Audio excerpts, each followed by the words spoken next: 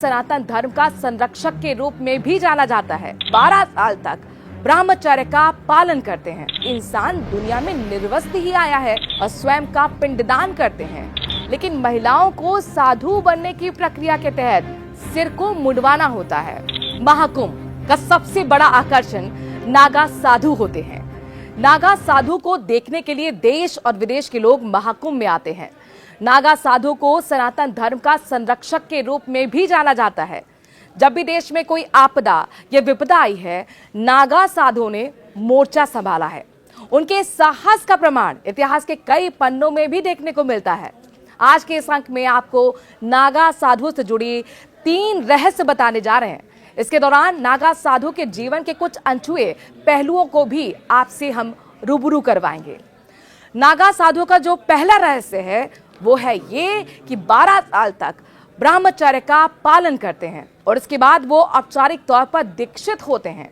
अपने दीक्षा काल के दौरान नागा साधु हिमालय के दुर्गम पहाड़ों में तप करते हैं, लेकिन जब भी महाकुंभ का स्नान होता है तो रहस्यमय तरीके से ये उस स्थान पर पहुंच जाते हैं। इनके पास किसी भी तरह का संपर्क साधने का जरिया जैसे कि मोबाइल उपकरण नहीं होते हैं।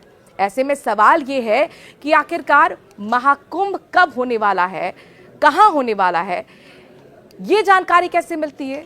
ये जाहिर तौर पर हैरान करने वाली बात है। अगर आपके मन में भी ये सवाल है तो आपको इसका उत्तर हम बताने जा रहे हैं। दरअसल नागाओं के सभी 13 अखाड़ों के कोतवाल महाकुंभ से काफी पहले महाकुंभ की तिथि और स्थान की जानकारी देना शुरू कर देते हैं। कोतवाल के द्वारा स्थानीय साधुओं को सूचना दी जाती है। इसके बाद श्रृंखला बनती रहती है और धीरे धीरे दूर दराज में साधना कर रहे नागा साधु तक भी सूचना पहुंच जाती है। इसके बाद नागा साधु उस स्थान की ओर कूच करना शुरू कर देते हैं जहां महाकुंभ लगने वाला है। इसके अलावा कुछ लोगों का ये भी मानना है कि योग से सिद्धियां पाए नागा साधु को ग्रह नक्षत्रों की चाल से ही महाकुंभ की तिथि और स्थान का पता लग जाता है। नागा साधु का दूसरा रहस्य यह है कि नागा साधु जहां भी डेरा डालते हैं वहां धुनी अवश्य जलाते हैं। इस धुनी को बेहद पवित्र माना जाता है और इससे जुड़े कई नियम भी हैं जिसके बारे में आपको जानकारी इस वीडियो में मिलेगी। धुनी की आग को साधारण आग नहीं माना जाता है।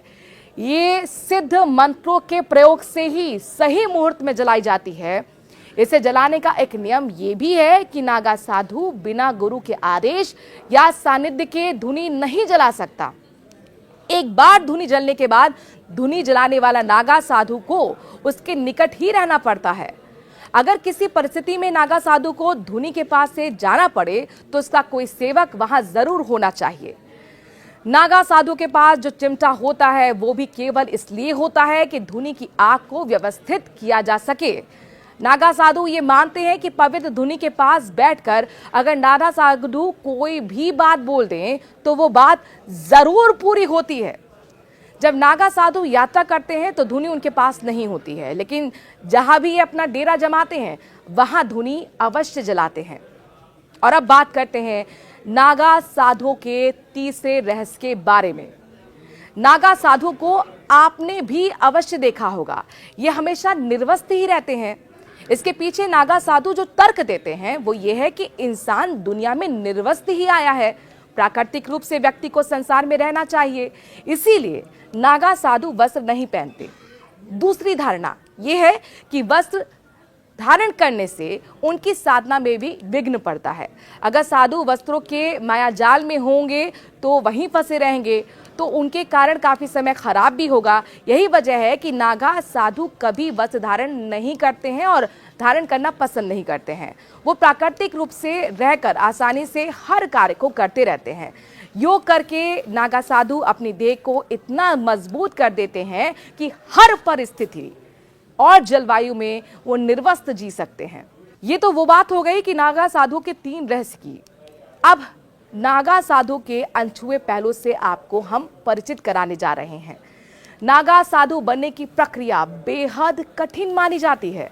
अखाड़ों के द्वारा व्यक्ति को नागा साधु बनाया जाता है। अखाड़ा समिति देखती है कि व्यक्ति साधु के योग्य है या फिर नहीं। इसके बाद उस व्यक्ति को अखाड़े में प्रवेश दिया जाता है। इसके बाद व्यक्ति को कई तरह की परीक्षाएं भी देनी होती हैं। नागा साधु बनने के लिए ब्रह्मचर्य के नियम का पालन तो करना ही होता है। इसमें सफलता पाने के लिए साधक को 5 गुरु से दीक्षा भी प्राप्त करनी होती है। शिव, विष्णु, शक्ति, सूर्य और गणेश द्वारा, जिन्हें पंचदेव भी कहा जाता है। इसके बाद व्यक्ति सांसारिक जीवन का त्याग कर आध्यात्मिक जीवन में प्रवेश करते हैं और स्वयं का पिंडदान करते हैं। नागा साधु भिक्षा में प्राप्त हुए भोजन का सेवन करते हैं। अगर किसी दिन साधु को भोजन नहीं मिलता है तो उन्हें बिना भोजन के रहना पड़ता है। नागा साधु जीवन में सदैव वस्त्र धारण नहीं करते हैं, क्योंकि वस्त्र को आडंबर और सांसारिक जीवन का प्रतीक माना जाता है। इसी वजह से वो अपने शरीर को ढकने के लिए भस्म लगाते हैं।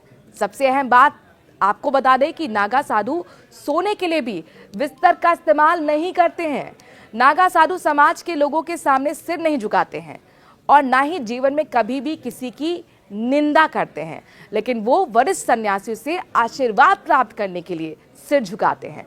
जो व्यक्ति इन सभी नियमों का पालन करता है वो नागा साधु बनता है। नागा साधु के बारे में कहा जाता है कि इन्हें 8वीं सदी में शंकराचार्य ने हिंदू धर्म के सैनिकों के रूप में स्थापित किया था। ये सैनिक ही थे जो धर्म की राह पर चलते हैं। अब नागा साधु के रहस्य और उनसे जुड़ी कई और जानकारियों से आपको परिचित कराते हैं। आपको क्या पता है कि नागा साधु के साथ साथ नागा साध्वी भी होती हैं। नागा साधु एक कठिन प्रक्रिया से होकर उन्हें गुजरना पड़ता है, फिर चाहे वो पुरुष हो या फिर महिला नागा साध्वी।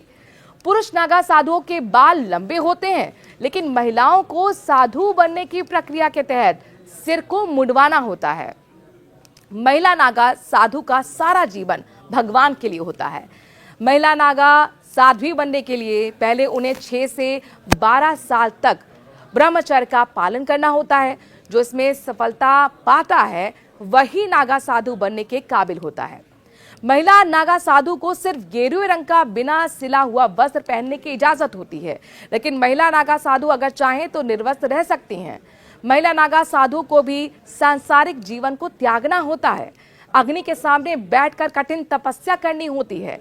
खुद का ही पिंडदान करना होता है।